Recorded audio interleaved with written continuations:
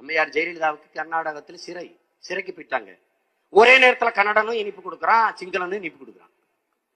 அப்ப அங்க ஒரு சிங்கள எதிர்கட்சி தலைவர் சொல்றாரு, ஜெயலலிதா குரல் மௌனமாயிருச்சுன்னு கொண்டாடாதிய, அதை விட பேராபத்தான ஒருத்தன் மேல ஏறி வந்துகிட்டு இருக்கான், சீமான்னு ஒருத்தன் என்று சொல்றான். விடுத்து இந்தியாவில் உள்ள சீமான் போல ஆமக்கரி பூனக்கரி PK-47 என்று சொல்லி எமது தமிழினத்தை வைத்து, எமது தமிழினத்தினுடைய துன்பத்தை வைத்து பிழைப்பு நடத்தக்கூடிய சீமான் போல சுமந்திரன் அவர்கள் உருவெடுத்துள்ளார்.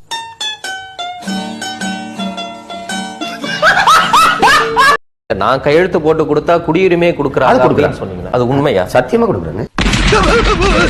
எப்படி அது திரு சீமான் தனிப்பட்ட நபர் கொடுக்குறாங்க, கொடுத்தானே இருக்கிறாங்க. அது எப்படி இன்னொரு நாட்டுல சாத்தியப்படும்? அது எனக்கு தெரியாது. என் பிள்ளைகள் கேட்கறாங்க, நான் கடிதம் கொடுக்குறேன். நீங்க கையெழுத்து கொடுத்து குடியுரிமை பெற்றவர்கள் இருக்கிறாங்கல்ல?